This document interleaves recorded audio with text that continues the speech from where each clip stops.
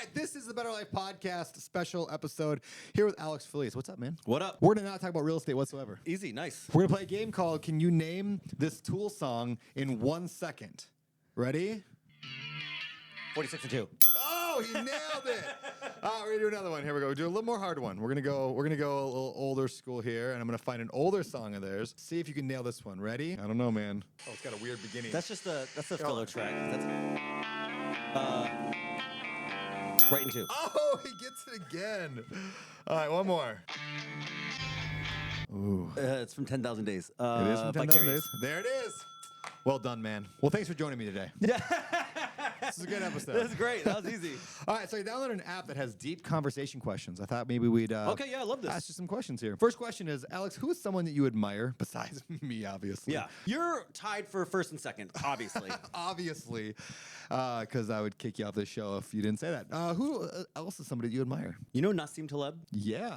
This is my hero. He's a good dude. He's a Close friend of mine. He's kind of a hard to pin into a box. Yeah, what did he write? He wrote 5 books in a series called Inserto, but the famous one, not the best one, the famous one is called The Black Swan. Yeah.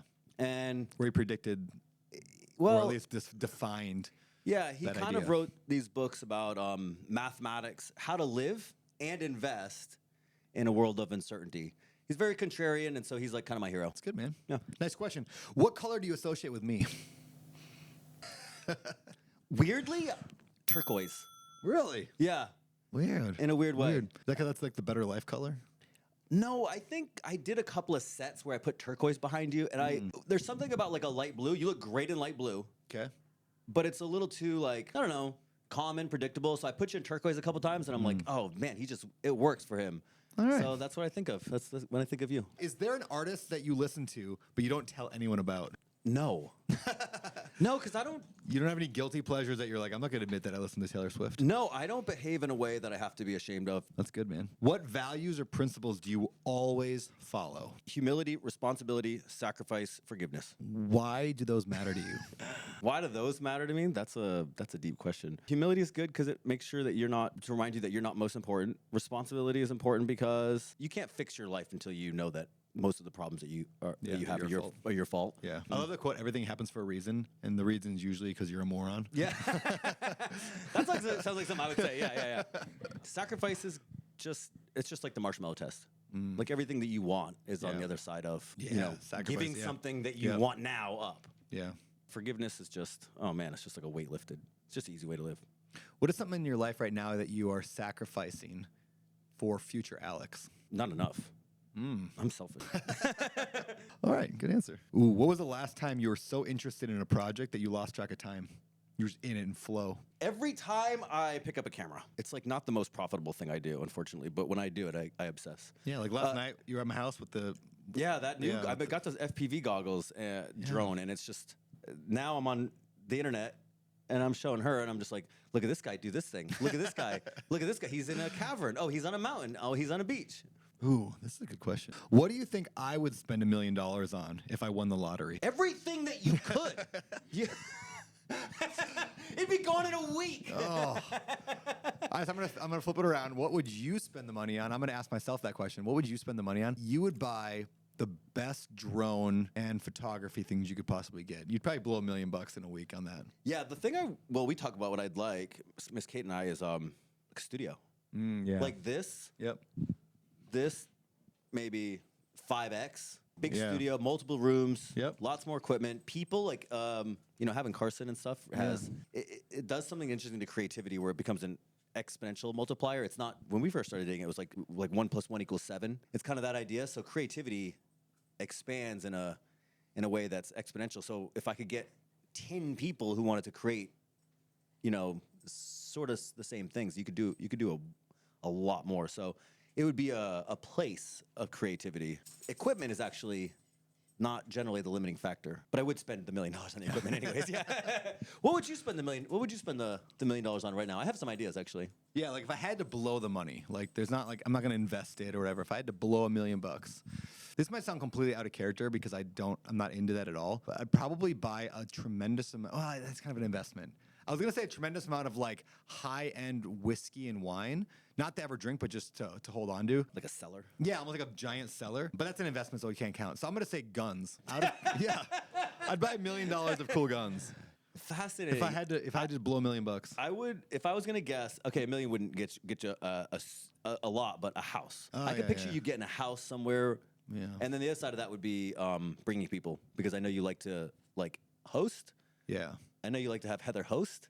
And so, well, true. I know you like the idea of having a bunch of people. Or so Yeah. if you had like a big place that people could come to, I could see that being. And if you had to blow it, you're like, oh, I'll pay for everybody to get there.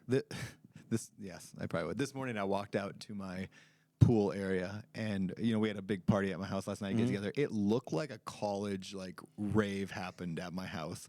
Like there's like clothes, Bunch of 35-year-olds. Yeah, there's just like clothes hanging off everything, and there's just like beer cans everywhere. And I'm like, I don't even think anybody hardly drank beer at that thing, but there was beer cans crushed in the lawn, and it just looked like Animal House or something. It was a good night. We need to get you a cleaner. I know. Actually, I have a guy who just doesn't work Monday. He comes over 4 days a week. So it's gonna sit. Yeah, it's The gonna house sit is for a gonna couple- sit like that for a day. I think Braille's on it today. All right, if you had the opportunity to meet and talk to any character from a book, movie, or TV show, who would it be? What would you talk about? I could do this all day long, but the guy who's on my head a lot is Ahab from Moby Dick. Oh yeah. He's one of my favorite Why? literary characters. So have you ever read it? Yeah. It's like I shouldn't say that. I read an abbreviated version of it. No, when I was that's younger. plenty. Yeah, That because book I is- tried to read the full version a few years ago, and I was like, save yourself the pain. Yeah. It's like 10-15% of the early book is like fascinating, and then the last, I swear, it's like 15 pages. Yeah. The middle. Yeah, I got lost in the middle. I was like, I don't know. The if I middle can do this. 600 pages is a useless like encyclopedia of whales. It's the dumbest thing. But Ahab is a character of obsession and focus on the wrong thing, but they do a really good job of sort of comparing it to how like a religious hierarchy of importance, and he puts the whale at the top. And that's why it's the right behavior of like you're supposed to honor whatever. If you're a Christian, it's God, right? That's the top of your value hierarchy, and you're supposed to like honor God. But Ahab does all the right behaviors, but for the wrong like value. Yeah. Right? This vengeance. But his the way he talks about the obsession, it's so inspiring is the wrong word, but like it invigorates me in a weird way. Yeah, I like that. What movie or TV show would you recommend for me to watch, and why? You ever watch Always Sunny? No, but I really want to. Dude, You would like Always Sunny. I think I would love that show. Yeah. Yeah, I don't do that much. I don't do that much like deep TV. A lot of movies that I like that I think we would probably disagree on, but it'd be fun to like do a little. Yeah. Hey, we got to read it. We got to watch a movie this week and talk about it. That'd be Yeah. fun. TV shows, yeah. I mean, Always Sunny, Rick and Morty. Haven't watched it. You dig Rick and Morty, yeah? I think. I have a weird time with like, well, I shouldn't. Well, I mean, Family Guy was the only cartoon I ever really watched as like a grown up that I was like, like other cartoons, I'm like, it just feels weird. Maybe I get into it with just like I did Family Guy. I don't know. Yeah, I don't like a lot of cartoons. I don't like a lot of TV. TV to me is Yeah. like, I kind of need a TV I need something to sleep to. Yeah. Do you fall asleep to TV? It's a terrible, abysmal habit. Yeah, but yes, yeah, it's like one of my worst habits. But yeah, All right. How do you want to spend your old age? I have this idea. We don't have kids. I don't know if you know this.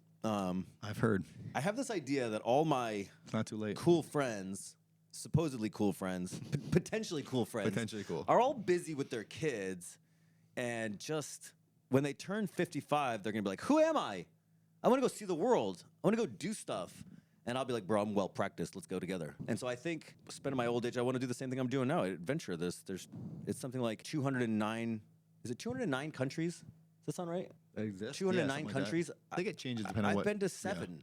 Yeah. I've been to 10, something like Yeah. that, you know? So there's a lot of place to see. And even if you're in the United States, I use this this sort of framework. If you shook every American's hand, 350 million Americans, if you shook everybody's hand, it'd still be only 4% of the world's population. Yeah, that's wild. It's nothing. Yeah, there's so much out there. Yeah, and the United States is like 2% of the Earth's surface. Does that give you anxiety ever to think like you can never see it all and do it all? Or are you okay with that? Just That's knowing that there's going to be things you're going to miss out on. There will be things you miss out on, but that's why it's like, for me, it invigorates me. I'm like, we got to go. Have you read Oliver Berkman's 4,000, I think it's 4,000 Weeks? No, but I Or know something that like premise. Yeah, it's a great book. One of my favorites. But he makes a point somewhere in there, and it has nothing to do with the 4,000 Weeks, but he makes a point about most people have like this low level anxiety they don't even realize they have around like travel people, around the fact that there's so much out there. I mean, think of Maui. You could spend a year here doing a new thing every single day and still do something that's new and unique every single solitary day. And that's one little tiny place in one little tiny area. Take that to any county in America, even middle of Nebraska, little county there. There's probably 100 cool things. Like, oh, look at this neat little cave under here, right? So, like, in other words, he says, you will never experience 0.001% of the cool things that are in the world. And that gives people this low-level anxiety. But once you accept the fact that you will never experience the vast, vast majority of the world, you're allowed to release that need to see the entire world, and then you can live happier. That's where that question comes from. I like the anxiety. Yeah, like I do, because I'm like, I want to go do it. Yeah. You know, because think about all the people that don't have that anxiety, and then they get to 55 or 70 and they're like, oh, I mean, dude, you're one broken leg away from never traveling again. Yeah, well. So I like the anxiety because it creates a little bit of urgency for me, and I don't do enough travels. I don't have that problem. Like, I'm not going to see it all. I'm like, nah, but how close can I get? Yeah. You know? And I'm also not a travel freak. I'm not like, I have to go. I don't measure my worth by like 50 countries hit. It's not a checkbox. It's just, there's a lot of life. There's a lot of world to see. So I want to see it. And to be fair, that's only one part of it. So when you say, like, what do you want to do in my old age? I'm like, I don't know. I like to do a lot of adventure, but I really like to do it with people. The original point was, like, I want to take the people that can't travel now, like my brother, right? You guys all have kids, but I'm like, what if they're all out. It's like, okay, now we can go somewhere that you just couldn't go 20 years ago. So we can do it together. It's not so much only about the travel. It's just, do it with people. Yeah, that makes sense. What are you going to do in your old age? Hang out with grandkids. Oh. No. Probably the same, though. I don't think I'll ever stop working. And, it's like you work till you die, probably. Hopefully less stress work later on, but. Yeah, I don't have, the FIRE, financial independence, retire early. Yeah. I only want the first half of that. Yeah. I have no interest in retiring, and I don't. Yeah. What are you going to do? Just watch. And I'm not an entrepreneur like you. Like, I think you'll always build stuff. I don't know that I'm an entrepreneur that way, but I'm a technical artist. So I just call it, I think of it like tinkering. I'll always tinker. What a drone's going to look like by the time I retire? Oh, man, I'm going to have whatever the new fancy, whatever that, that $1 million that I'm going to blow on toys. It's going to have some weird thing. Again, a related question then. Of all the new technology that's out, I mean, they got this crazy drones, we've got AI, we have crypto, we have, virtual reality, all this stuff. What are you most excited about and why? Right now, it's that FPV drone. And right now, and I think it's because I wanted it for like a year. This week, I've been using it a lot. It hit me in a way. My photography, I shoot very wide angle. Always have. When you shoot wide angle, it makes you really get close to things. Which, if you've ever met me, I'm a very in-your-face kind of person. It suits my personality. Well, the big drones, they kind of just hang above. Oh, it's a setting. Like, here it is. That FPV drone. An adventure. I already hit somebody with it. You get close. You get real close. I've never actually hit somebody with my camera. Yeah. We're on a whole new level of invasiveness. So I think that's exciting. I think right now I haven't spent much time. I know you have your VR toy, and that's coming, and I'm excited about that. I think the idea that I can meet people in a very high fidelity body language sort of comparable to real life setting, not like Zoom, but like, what if this was VR? Yeah. But you could actually have a meaningful experience with somebody over the internet that you didn't really have to be there, and it was like almost, if not an equal exchange for being in person. That really excites me because I just love spending time with. I'd spend 24 hours with people if I could. If virtual reality was as good as, like, say, The Matrix, the movie The Matrix, right? If virtual reality becomes indistinguishable, would you spend a majority of your time in virtual reality? Would you choose to be in The Matrix? There's a theory that already happened, and then we are in the simulation now. Yeah. Do you believe that theory? Well, if so, then I'm here. Okay. So, I chose yes. Every dystopian fiction novel says that we would. I mean, even if you look at The Matrix, it's like, half the people who are out, they're like, we want back in. Yeah. I don't know. I don't think I'm going to have to worry about it. I don't care. You don't think it'll happen in the next 20 years? Well, I think what'll happen, most likely, if I could just, I don't know what I would do, but most likely, if it's cheap and accessible, everybody will do it, and then rich people won't. And so if I want to be rich, then I won't do it. That's a good take, man. Whatever's easy and accessible is what the poor people will do, and then it won't be in vogue. Yeah. Like, it'll be cool to do the other thing, but it'll be expensive. Like, going to Africa will be you'll be able to do it. You saw dinosaurs on that Apple device. It's like, oh, dinosaurs. Oh, space. Yeah. How much does it cost to actually go to space? Yeah. Well, then I'm just gonna do that. Do that one, I actually wonder if maybe like you said, like whatever's opposite is going to become in vogue. You know, I wonder if like our current obsession with technology and cell phones, like, you know, the Luddite movement. You heard of the Luddites back in the day? Like they smashed technology. I wonder if that comes back at some point with the wealthy. I mean, you kind of see it in the personal development world of like right now I'm doing all quarter I'm not doing any social media myself. So it's like people who have money and time start playing with these things. I don't know. Do you think that we're gonna start smashing technology? I don't think we'll smash technology in any meaningful sense, like any like large scale sense. Yeah. That being said, there's some interesting things that have never happened in humanity ever. For starters, I now have the same tool that the richest people in existence have. Yeah. We have the same tool. That's never. Yeah. We've never come close to something like that. So I don't know what it's going to do to social like dynamics. Yeah. Elon Musk carries an iPhone. iPhone, yeah. And I carry an iPhone. Yeah. And they're the same. He doesn't have like a fancier Yeah. upgrade Yeah, version. isn't that I wild? have the Pro. Yeah. I have the Pro. You know, which is like $200 more than the other one. So there are some tech-free retreats and tech-free hotels, like, you know, put your cell phone away. I think we'll see maybe more of that, but Yeah. in a limited way. Like people will go into an environment. Like I just went to the Grand Canyon. They took our phones for 5 days. Yeah, there you go. And it was unbelievably cool. I woke up every day with the sun, went to bed every night when the sun went down, and it was like, oh, this is how we're meant to live. So I think we'll put ourselves in those situations maybe more. The current addiction to devices Yeah. is really bad. And I think we'll find ways to break that for the willing. Cigarettes were cool, and then everybody did it, and then it wasn't that cool. Yeah. And alcohol is kind of like that, and now it's like, you know, going away, and I don't It know. does seem to be going away, doesn't it? It does seem to be going away. Alcohol is hope I Lindy. think it should. Alcohol is Lindy. Do you What know do you this? mean? No. Lindy is this idea. It's a Talebian idea. The longer something has been around, the longer it's likely to be around. Okay, And the yeah, shorter yeah, that yeah. something has been around, the faster it's likely to go away. It's because the idea that every day humanity has the chance to give something up. Yep. It's like we decided collectively that this book sucks, so it goes out of print. Yeah. Or we decided that this book's great, so it's gonna Stay stick forever. around. Which the bar gets higher to replace it. Yes. Does that make sense? Yeah, yeah. You're like, hey, nothing's gonna come wrong and like replace the Bible that easily. Not to compare my book to the Bible, but there's a reason like the book on rental property investing has been out for 10 years now, and it still is the #1 best-selling book, and it probably will be for a long time. Because somebody's gonna 'Cause have it to already write hit that. a better book, Yep. and then it lasts. And it's got to last longer. It's gotta I'm last sure a long people have time. written better books. This one happened to be, it's got so much momentum. They don't have Brandon Turner. And they They don't have Brandon Turner. Alcohol has been around since the dawn of civilization. Yeah. And so this trend that it's going away. I mean, we did this trend in the 20s, the Yeah, 1920s yeah. with prohibition. So I don't really have a horse in that race. I don't care. But I think alcohol is not going away. As far as like social media, I think it will adapt. I mean, we didn't have it 20 years ago. We're in a new, even though you wake up and every day you have this and it feels like you've always had it. Yeah. And this came out in 2010. Yeah, I know. This is a blip. So Yeah. social media will evolve in ways that I agree. are hard to comprehend. If you suddenly had a few $1 billion, you were like disposable few $1 billion, and you had to spend it to improve the world, what would you focus on? Like if you could only, one thing, you're gonna fix one problem. I'm going to do the thing that nobody else on social media does. And I'm going to say I am wildly unqualified. I have no idea. But like, let's say if you could solve one major problem in the world, forget about the money for a minute. If you could solve one major problem in the world, what would you solve? I don't know that $1 billion will solve. Yeah, I don't know if big it will problems. either. Like you could cure cancer, or you could cure AIDS. The or United you could States has fix addiction. an unfortunate problem with addiction and homelessness. Yeah. That I don't remember it being that bad when I was a kid. Yeah, it's rough. And I think it's getting worse. And I look at that and I go, that's a fixable Yeah, it's problem. fixable, That's a yeah. fixable problem. That's not an old problem. Yeah. That's not a forever problem. That's something that we have allowed. Yep.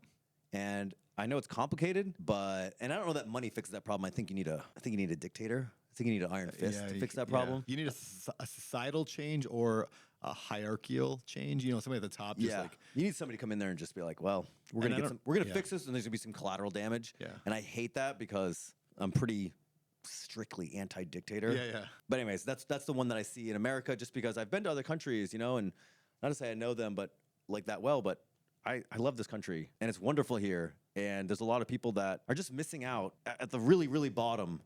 And we could just solve a lot of that. We won't be able to solve all of it, but we could solve a lot of that, I think. if you had the opportunity to look into the future and learn one fact about your life in 10 years, what would you want to learn? I don't care. You okay? What's the price of Bitcoin? That's a great answer. If you only had 1 year left to live, how would you spend it? Oof. I'm not prepared for these questions. I would spend the last year going and shaking hands with every single person that's had an impact on me and trying to either take photos and or video of them and like telling a story about all these people for them and just say like, thank you. I like that. What cartoon character is most like me? Okay, who's the worst? Who's most like you? That's a good question. I don't know. Okay, you don't watch Rick and Morty? No. Jerry.